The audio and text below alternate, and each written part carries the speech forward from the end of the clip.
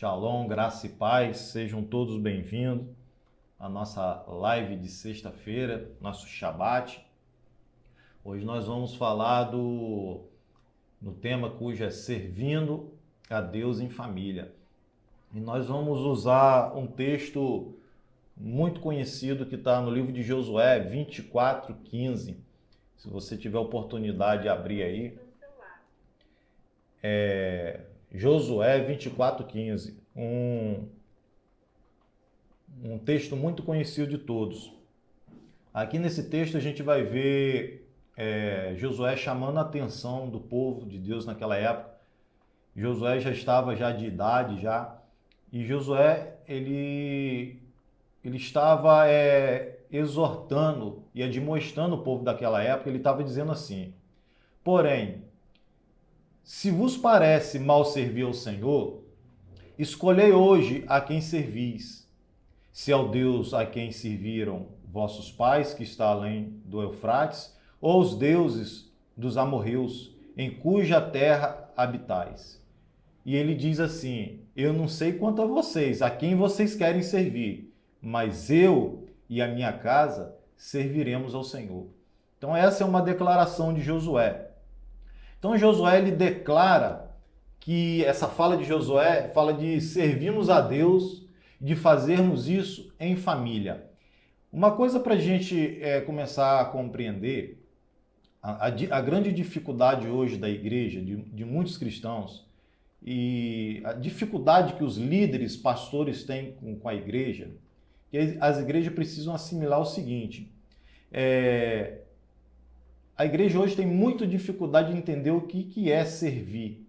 Essa palavra servir, nós vamos falar mais um pouco para frente, ela significa serviço, trabalho. Então, a palavra de Deus fala de forma muito convincente que não há como desassociar a vida cristã da vida de serviço ao Senhor. Então, hoje o que a gente encontra é uma igreja. Quando eu falo uma igreja, eu não estou falando uma igreja específica, eu estou falando a igreja em geral, a igreja mística de Jesus, a igreja no mundo todo. As pessoas têm muita dificuldade de servir ao Senhor, ou seja, de trabalhar na casa do Senhor, fazer um serviço voluntário, ou seja ele remunerado, enfim. As pessoas têm essa dificuldade. Geralmente as pessoas vão para a igreja para assistir o culto. Elas, em vez de servir a casa de Deus, elas querem ser servidas com uma mensagem que acalenta o coração, com uma mensagem forte, boa, ouvir uma oração forte, assim como alguns dizem, estar numa igreja aconchegante, onde as cadeiras são acolchoadas e confortáveis, tem um ar-condicionado para poder refrescar. Eu também gosto. Não é que isso seja ruim, mas a gente tem que entender que isso não é o principal. Porque Jesus nos alcançou para que a gente vá alcançar outras pessoas. Ou seja, é ser alcançado para alcançar outras pessoas. Então, quando o Senhor nos chama para servir, não é para a gente viver meramente como espectadores e ouvintes de culto. É que a partir daquele momento a gente tem que aprender o que é o serviço diante do Senhor. Engraçado que quando Jesus indaga Pedro por 3 vezes, ele pergunta: Pedro, tu me amas? E Pedro responde: sim. E ele fala, o Senhor diz assim: então, apacenta minhas ovelhas. Apacentar é trabalhar.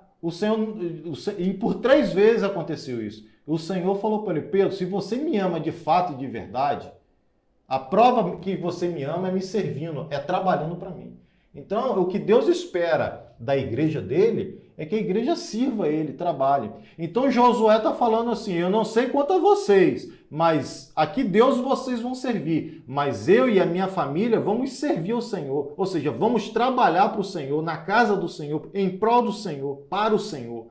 Ou seja, ele falou assim: o louvor e a adoração está em dia. Nós vamos adorar, vamos exaltar o nome do Senhor, vamos cultuar o nome dele, mas também nós vamos trabalhar para ele. É esse serviço que Josué está falando. Então, o grande desafio é levar os cristãos a entender a responsabilidade do serviço.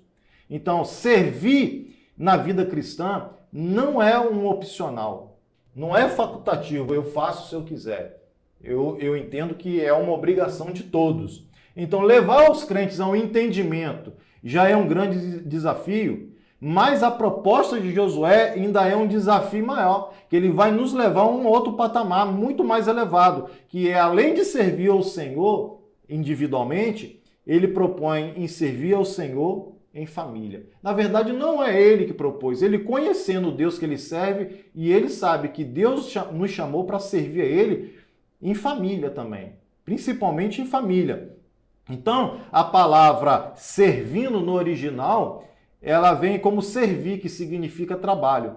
Em Gênesis, capítulo 2, versículo 3, está escrito assim, Deus falando a Abraão. Ele fala assim, abençoarei os que te abençoarem e amaldiçoarei os que te amaldiçoarem. Em ti serão benditas o quê? Todas as famílias. O propósito de Deus é que todas as famílias sejam alcançadas. A salvação, ela é individual? Sim, mas o propósito do Senhor é ganhar um indivíduo para que esse indivíduo ganhe os membros da sua família e juntos eles venham a servir ao Senhor. Então Deus está falando a Abraão que através dele ele ia abençoar todas as famílias da terra. Ou seja, Deus quer usar as famílias para abençoar outras famílias. Essa é a ideia do Senhor.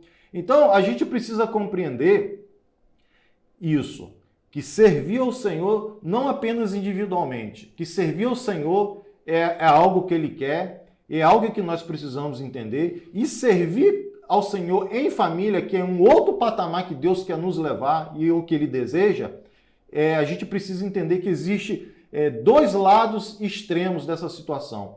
E eu sempre comento com Elianai, que um dos grandes desafios nosso hoje, que são tantos desafios, mas tem aquela lista dos top 10.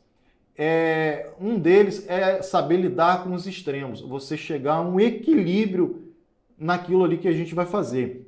Então, a gente precisa aprender a lidar com esses extremos. Então, como havia dito, um desses extremos é você servir a Deus de uma tal maneira que você começa a negligenciar a sua própria família. Como eu estava falando, o rei Ezequias. Quem era o rei Ezequias? Era um homem de Deus, um homem abençoado. Ezequias vivia um grande avivamento na época que ele era reinado.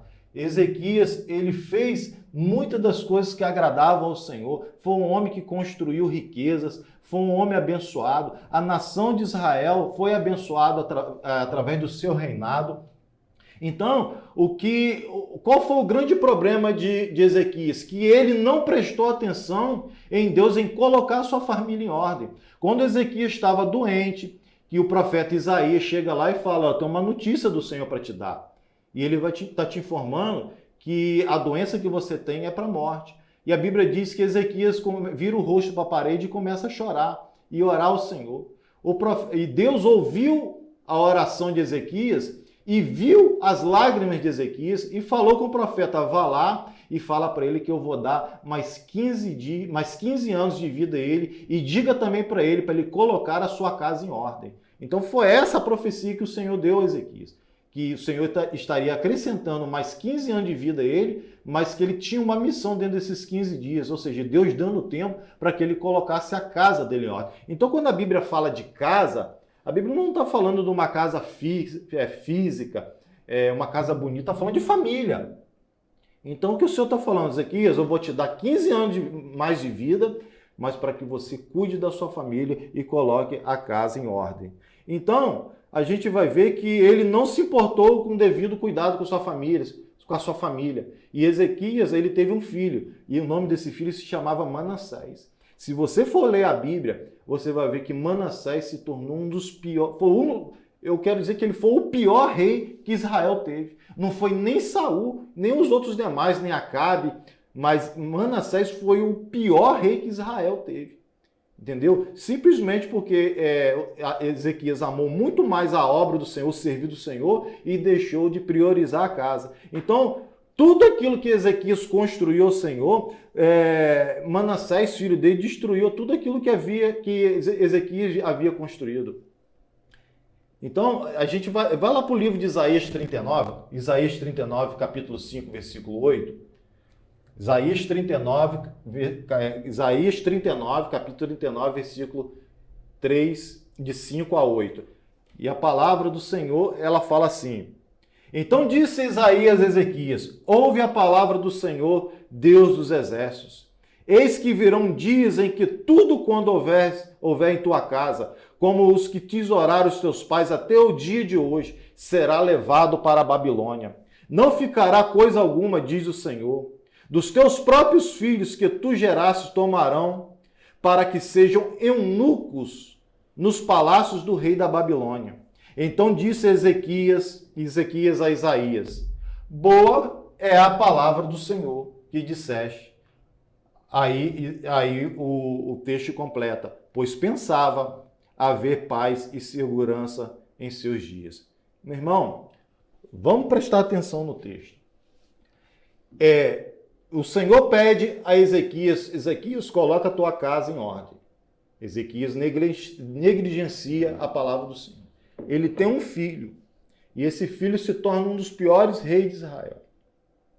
Vem a profecia de Isaías para Ezequias: olha, vai haver um tempo que tudo aquilo que você construiu, tudo aquilo que seus pais construíram será levado, será destruído pelos babilônios. Ou seja, Isaías já estava profetizando que aquela geração depois de Ezequias ia pecar de uma tal maneira que eles iam se apostatar da fé do Senhor de tal maneira que eles seriam levados cativos. E tudo aquilo que foi construído por Ezequias, toda a obra, seria destruída. E ele diz o seguinte, que os seus próprios filhos, ou seja, a sua descendência, seria levado e seriam eunucos nos palácios da Babilônia. Ou seja, a geração ali ia haver um problema de descendência.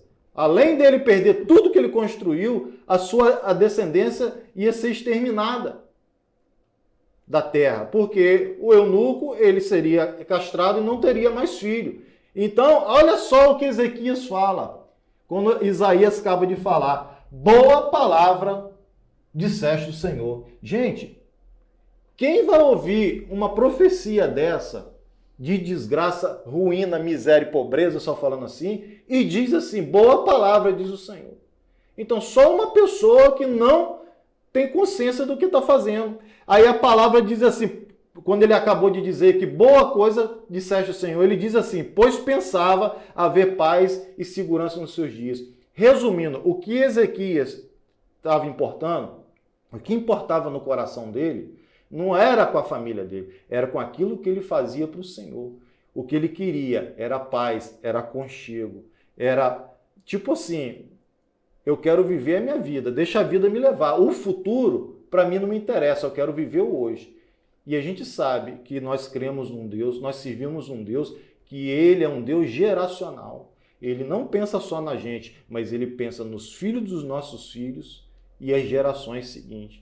Então, quando Deus pede a ele: cuide da sua casa, coloca a sua casa em ordem, ele negligencia algo, um mandamento direto, uma profecia direto do Senhor, e ele não obedece. E, consequentemente, ele colhe os benefícios, ele colhe os malefícios da sua desobediência. Apesar de Ezequias estar cheio de boas intenções, fazendo a obra do Senhor, mas ele negligenciou a família e ele acabou perdendo nessa área. E esse é um extremo. A gente quer servir ao Senhor de uma tal maneira que a gente não cuida da nossa casa, dos nossos filhos. Então nós vamos ver que a descendência de Ezequias foi comprometida. Então, a pergunta é: será que é só Ezequias que pensava e agia dessa forma? Tem muita gente que não é diferente de Ezequias, que está determinado a buscar o seu sucesso, a sua realização, construir algo bacana para a sua vida, ter um sucesso pessoal, ter uma faculdade, ter um emprego que ganha bem.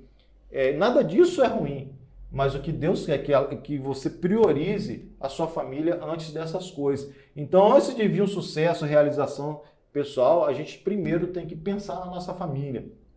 Então, o que isso acontece? Vai determinar um rastro de desgraça na nossa vida familiar.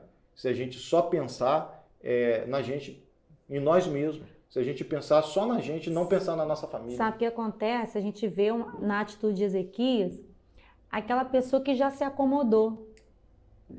Ele ouve uma palavra Não é uma palavra assim de desgraça total, mas era uma desgraça, mas não era total. Bernardo botou aqui no comentário que ele Ah. já ouviu falar. É fazer a coisa certa do jeito errado. Ou seja, servir a Deus é certo ou errado? É certo. Agora, a forma que a gente vai fazer isso pode se tornar uma grande tragédia na nossa vida familiar. Pode falar. E Ezequias vai, ele ouve uma palavra ruim, uma sentença, e ele se conforma. A gente tem ensinado que toda profecia, mesmo que ela seja ruim, ela foi dada para que haja arrependimento e mudança, para que ela não se cumpra. Você vê ali em Nínive, você vê as profecias. Nós temos que rogar, quando vem uma profecia ruim, não é para a gente se acomodar com aquilo. Não, é para a gente se arrepender como ele fez. Quando veio a sentença de morte para ele, Fábio, rapidinho ele chorou e se arrependeu. Mas quando a sentença era para a próxima geração, ele lavou as mãos, vamos dizer assim, né? Então, quando vem uma sentença, uma palavra de maldição, que é um mal, que é consequência de uma ação, consequência de um pecado, não é para a gente se conformar com aquilo, é para a gente orar, para a gente interceder. E a gente vê que na hora que Ezequias recebeu a sentença para ele teve uma atitude. Mas quando a sentença foi para a próxima geração, ele se conformou. E é isso que não pode acontecer com a gente. Nós temos que ter um compromisso com as gerações futuras. Muitas vezes a gente vê os cristãos desconectados com as próximas gerações porque eles estão olhando só para si mesmos. Isso é um erro geracional. Nós temos que ver o erro da próxima geração e já começar a interceder e já começar a pedir misericórdia, né? Existe uma coisa que se fala muito, vem na minha mente agora. Essa geração que está vindo está perdida. Está perdida, e aí o que a gente vai fazer? Está perdida porque a geração que antecede ela não está cumprindo com as suas obrigações. Então nós temos que cumprir com as nossas obrigações. No mínimo, se não houver nada para fazer, é meter a cara no pó, orar e se arrepender e pedir ao Senhor que venha com quebrantamento, com mudança para a próxima geração. Então, é o que a gente percebe nos nossos dias atuais, que nós vemos pessoas líderes, homens de Deus, fazendo coisas grandes e tremendas para o Senhor, ministérios de sucesso, né?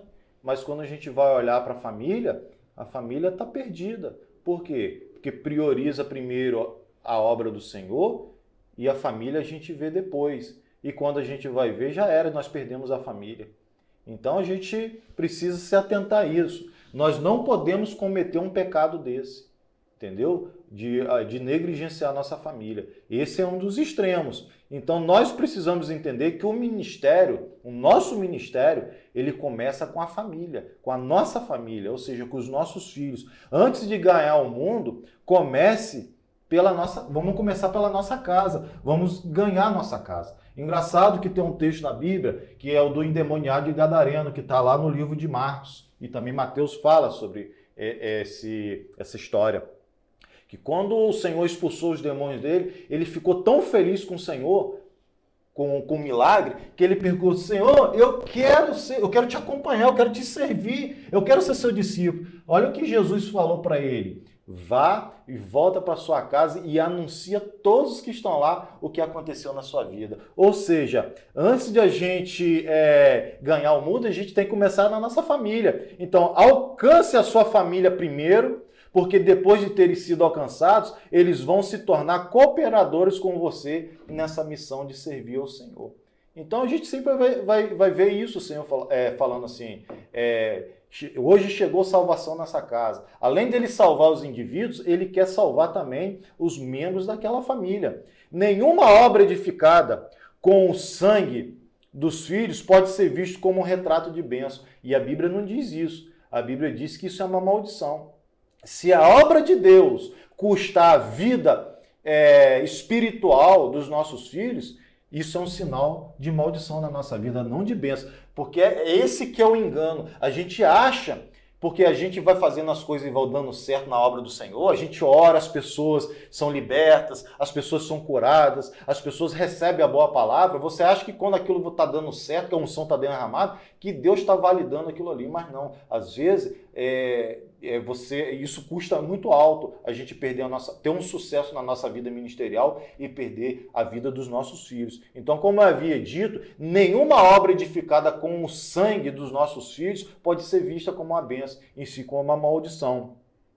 Então, existe uma passagem na Bíblia também de Josué capítulo 6, versículo 26, que Josué, quando ele acaba de destruir Jericó, ele fala que maldito será todo aquele que tentar reconstruir Jericó. E ele diz assim, no livro de Josué 26, Josué 6, versículo 26.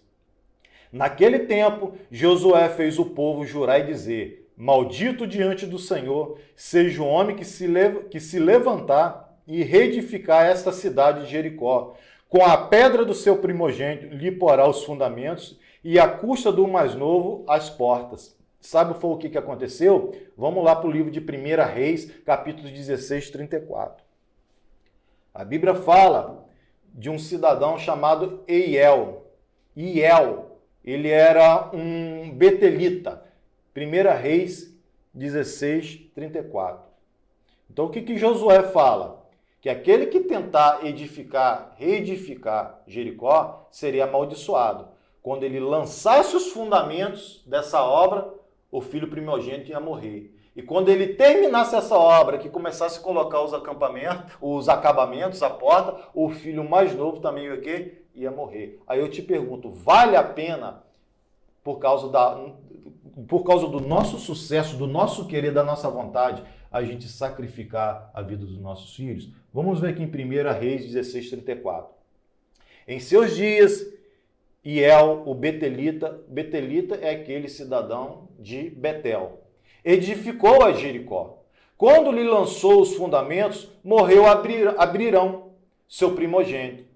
Quando lhe pôs as portas, morreu Segube, seu último filho, segundo a palavra do Senhor, que falara por intermédio de Josué, filho de Num. Então nós vemos que aqui é a profecia que, por intermédio de Josué, que o Senhor tinha dado a ele, aconteceu na vida desse cidadão aqui, por causa de um desejo, de uma vontade, de querer fazer algo grande, reconstruir uma cidade histórica como aquela.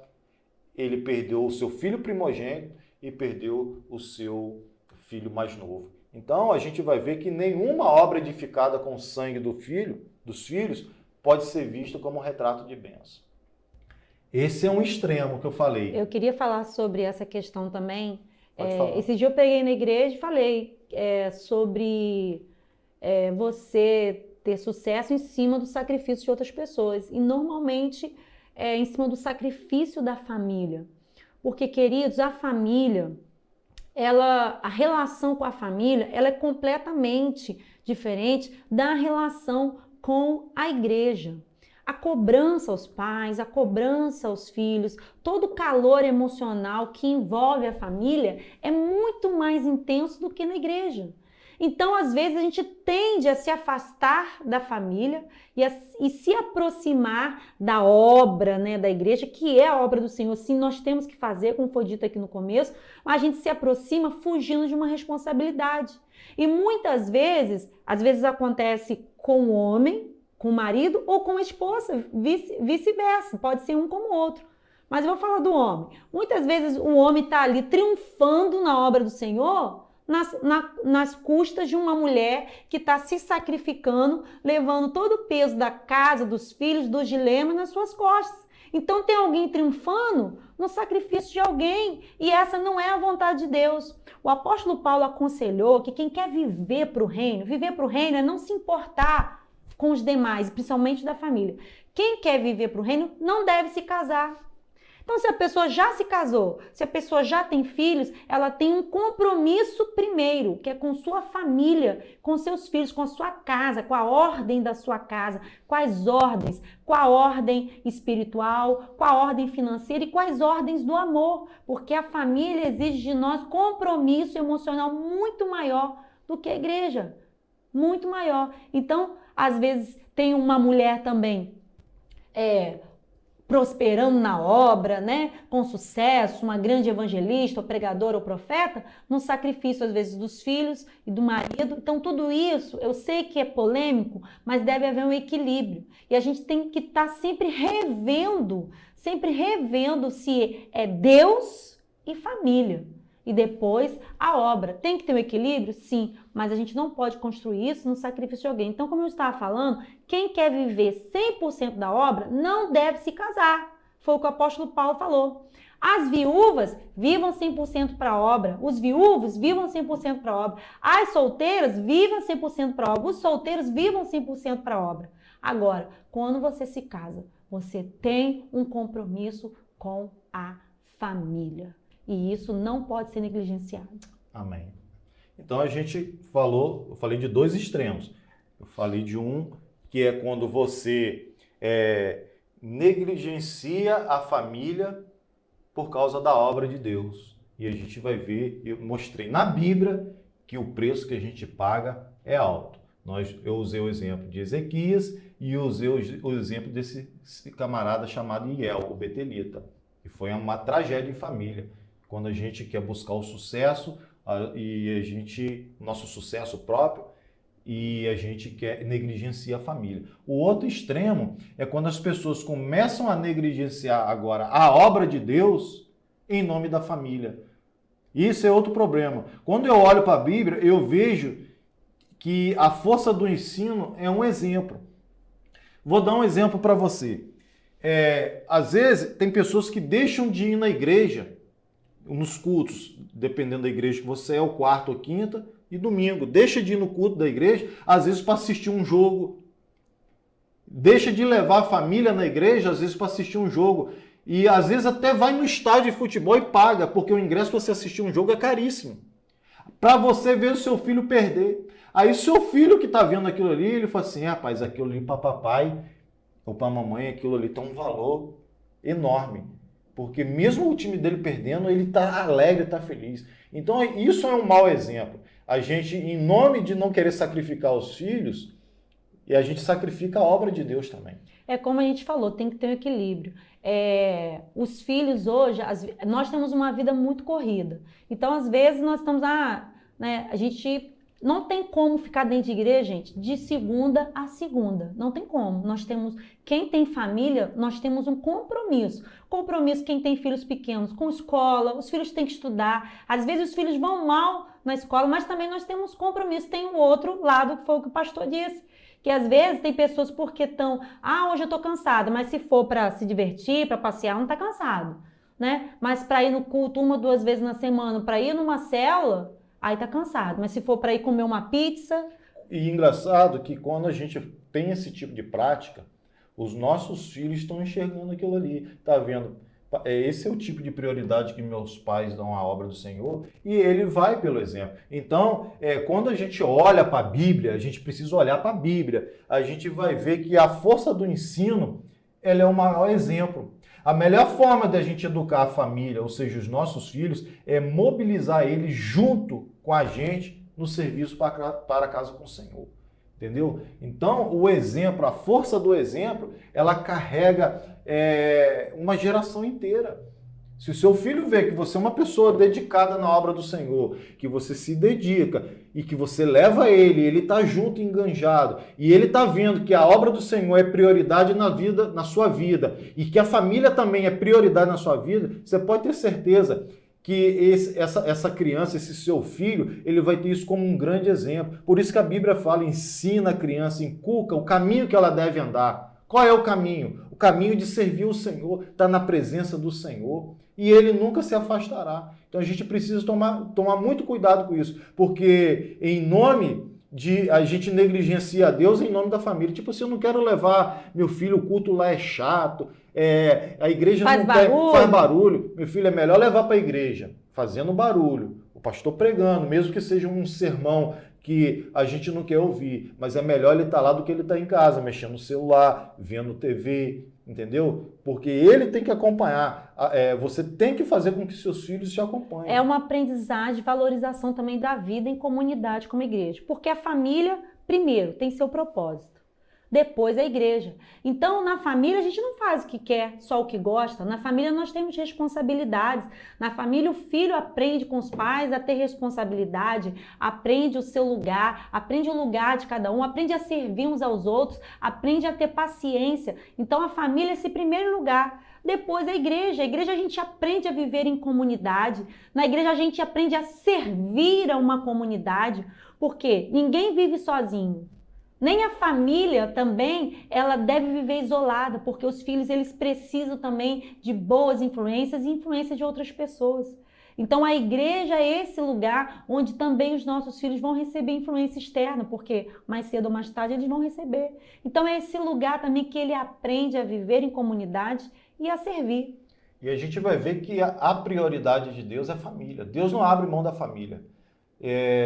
Nas próximas lives que vai acontecendo, eu vou trazer um estudo também, como que Deus se revela na família. Deus usa a família para se revelar. E a gente vai aprender isso. Então, o que acontece? Os nossos filhos, a nossa família, eles estão aprendendo pelo exemplo, pelo nosso exemplo, e não pelas coisas que eles ouvem. Entendeu? Então, o exemplo, nós precisamos dar o exemplo. Nós estamos pastoreando a igreja, a missão aqui, Manancial de Vida, aqui no Parque Santa Clara. Nós já falamos com a comunidade, eu e a pastora Eliamai, a nossa prioridade lá é investir com todas as forças que nós temos e que nós não temos, que é nas crianças e nos jovens. Para quê? Para que se você ganha uma criança para Jesus, você ganha a família inteira. Se você ganha um jovem para Jesus, você ganha uma família inteira. Então, o nosso foco é ganhar, ter um layout de comunidade que agregue as famílias, agregue as crianças. E as gerações, né? Agregue o jovem, porque Deus... E quando você trabalha pensando nisso e investe a sua força nisso, você pode ter certeza que Deus está de olho e Ele vai derramar as bênçãos dele sobre esse projeto. Lá no livro de Joel 2:28, que é um texto, uma profecia muito conhecida, está escrito assim: e acontecerá que depois derramarei o meu espírito sobre toda a carne. Vossos filhos e vossas filhas profetizarão, vossos velhos sonharão e os vossos jovens terão visões. Você vê que Deus está priorizando. Ele fala assim, vai haver um tempo, esse tempo já aconteceu e vai acontecer e vai continuar acontecendo, que ele vai derramar o espírito dele sobre toda a terra e ele vai falar que os vossos filhos, ou seja, os nossos filhos e filhas, o quê? Profetizarão. O que Deus está dizendo é o seguinte: eu quero visitar a família e eles serão a minha voz nessa terra. Meu amigo, meu irmão que está nos ouvindo nessa live, preste atenção. O que Deus quer prioridade na nossa vida é que a gente cuide da nossa casa, da nossa família, da vida dos nossos filhos. E tem uma bênção sobre a vida dos nossos filhos. A Bíblia diz que eles profetizarão. Os nossos filhos e as nossas filhas terão visão, sonharão. Gente, isso que é bênção maior do que isso. Quando Deus olha para a terra e ele vê que existe uma família que prioriza família, você pode ter certeza que vai haver um derramar do seu Espírito. Nós vamos ser tomados pelo Espírito Santo de Deus e a nossa casa vai ser transformada. Nós seremos testemunho, a nossa família, os nossos filhos serão testemunho para essa geração. Você pode ter certeza disso que eu estou falando. Esse texto está mostrando o equilíbrio geracional. Você vê que fala de filhos, de jovens, de velhos. E esse é o grande desafio que nós temos, que não só a nossa geração tem, todas as gerações tiveram. Então, é necessário uma grande conexão com o Espírito Santo, é o que o texto está dizendo. O Espírito Santo precisa estar conectado conosco para que nós possamos nos conectar com os filhos, com os velhos, com os jovens. Nós precisamos estar conectados e o Espírito Santo é essa capacitação, é esse poder que nos reveste para que isso aconteça. Mas nós temos que buscar. Assim como a gente busca falar em línguas, assim como a gente busca os dons, nós temos que buscar o cumprimento das ações do Espírito. E o texto diz que uma das ações do Espírito é essa conexão geracional. É esse mover em que as gerações funcionam juntos no mover do Espírito.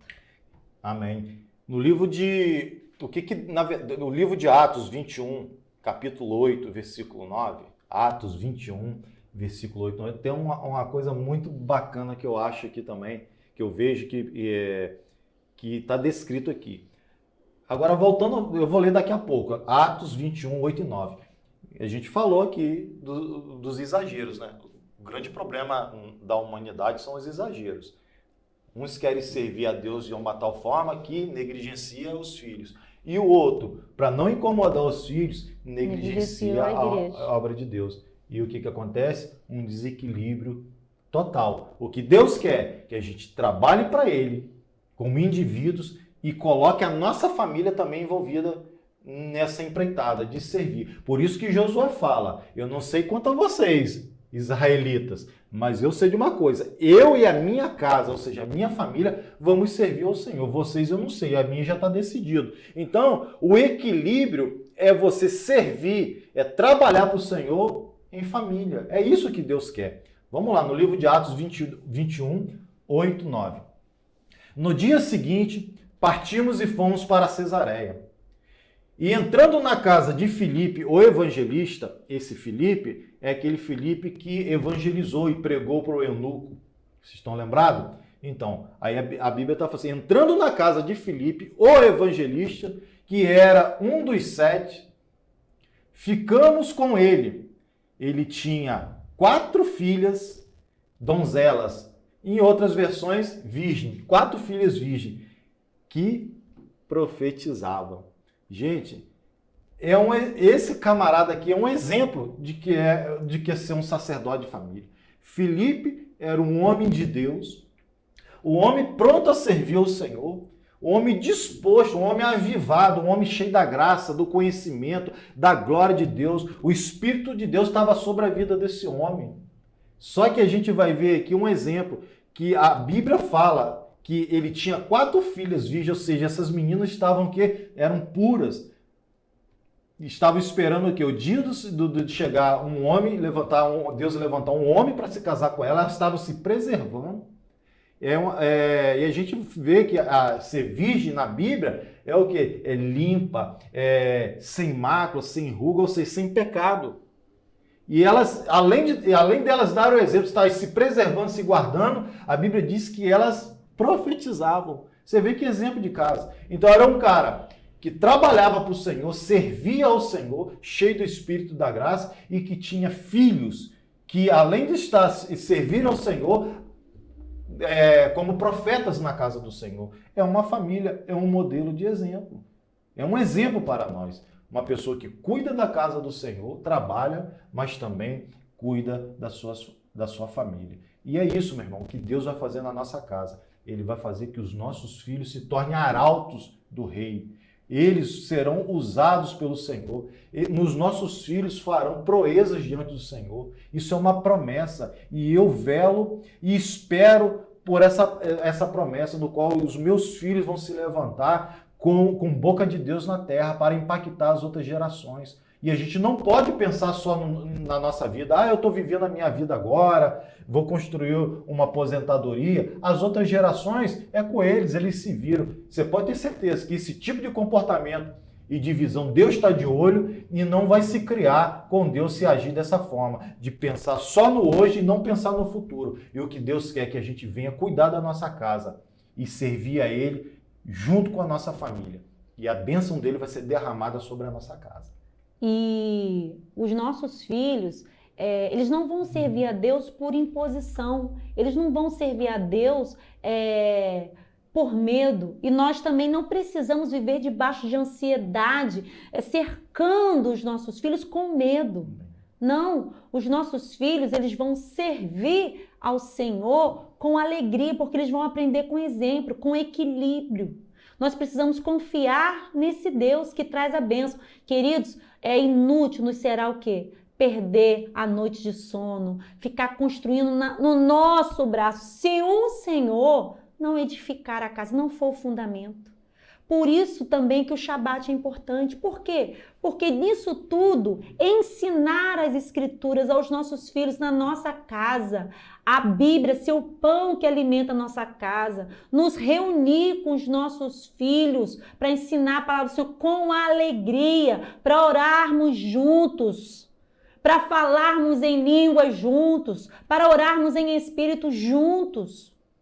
Isso vai fazer toda a diferença. Isso vai marcar uma geração. Isso vai trazer unidade a uma geração. Não vai ser de uma forma imposta, não de uma forma religiosa, mas de uma forma prazerosa. Sabe por quê, queridos? Os nossos filhos não são nossos. Eles pertencem ao Senhor. Eles também não foram feitos para viver debaixo simplesmente das nossas asas. Eles foram feitos para voar, para serem levados pelo Espírito aonde o Espírito desejar, para viverem as demandas da sua geração e darem uma resposta e terem a nossa figura atrás, orando e intercedendo, gerando cura e milagres para eles. Esse é o nosso papel, de levar a eles o evangelho não religioso, não que seja imposto, mas um evangelho libertador, um evangelho de bênção geracional.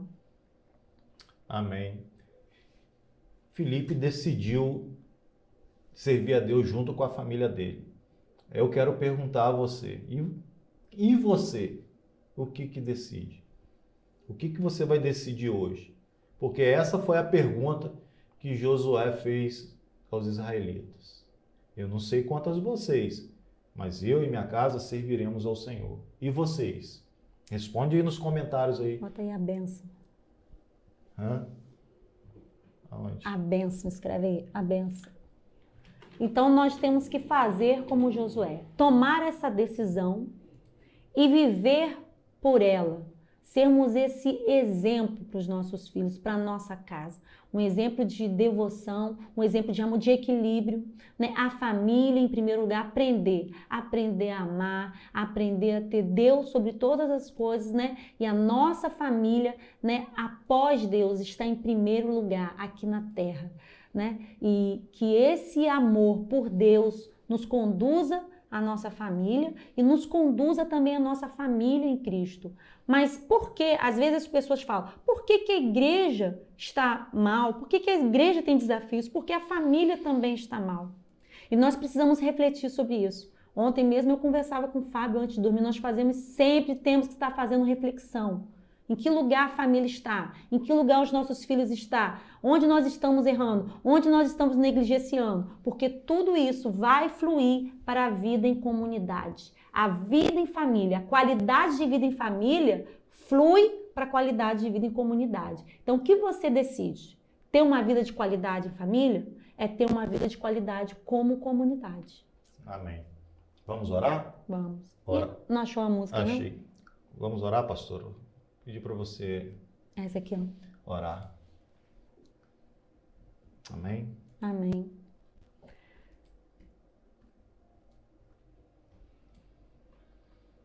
Amém? Vamos colocar as nossas famílias diante do Senhor e pensar que nós sempre podemos melhorar. Você que está ouvindo agora, que você pensa, poxa, eu tenho uma família excelente. Nós sempre podemos melhorar. Deixa o Espírito Santo de Deus vir sobre você. Tenha o coração aberto para Ele te mostrar o que você pode melhorar. As nossas famílias, a gente vem de descendências muito machucadas, de famílias muito dilaceradas, e nós precisamos urgente de cura para as próximas gerações. Então nós não podemos olhar só para nós, só para as nossas necessidades ou porque a gente já alcançou e se acomodar. Não. Nós temos que gerar milagres. Nós sabemos que as profecias humanas para as próximas gerações são terríveis. Mas o que nós vamos gerar para as próximas gerações? Nós vamos nos acomodar ou nós vamos gerar milagres?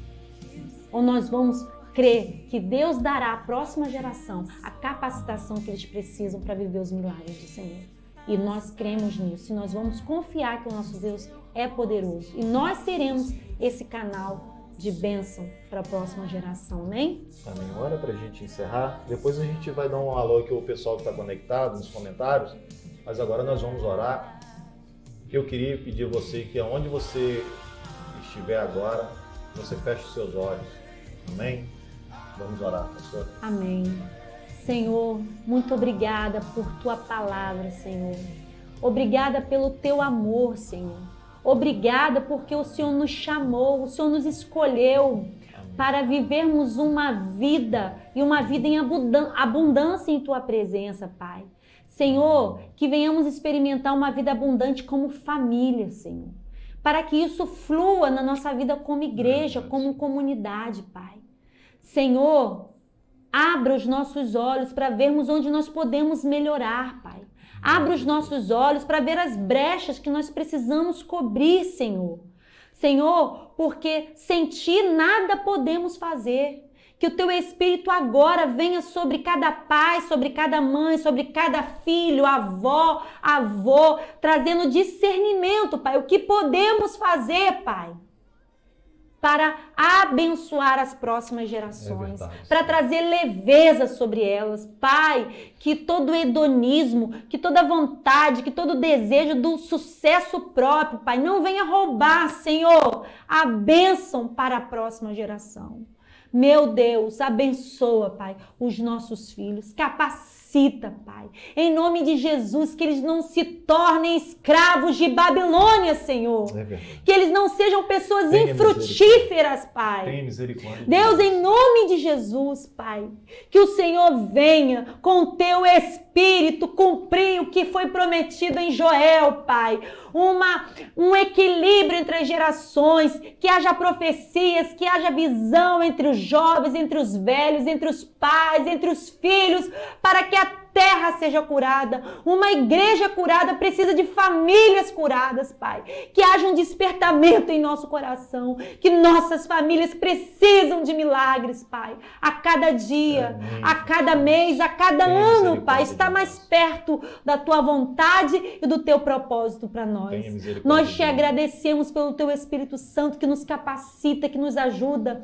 Ainda aquela pessoa que não sabe nem como é viver em família, a Tua promessa é: farei com que o solitário viva em família, tenha essa experiência, que o Teu Espírito, Pai, capacite a cada um a viver em família e que essa cura de viver em família brote, Pai, e cure as comunidades, as igrejas, que cure os bairros, as cidades, que cure a nação, Pai, pelo poder do amor que flui através das famílias, Pai. Muito obrigada por tudo. Muito obrigada porque podemos tomar posse dessa palavra e dizer: eu e minha casa serviremos ao Senhor. Que o Senhor abençoe cada família aqui representada, Pai, com a Tua bênção, Pai, com a bênção sacerdotal seja derramada, Pai, sobre as famílias. A bênção que vem do sacerdote Yeshua, o nosso sumo sacerdote, aquele que liberou a bênção para nós, Pai, que nos ligou a Israel, que nos deu um nome, uma identidade de povo de Deus, família escolhida do Senhor, Pai. Muito obrigado, em nome de Jesus. Amém. Amém.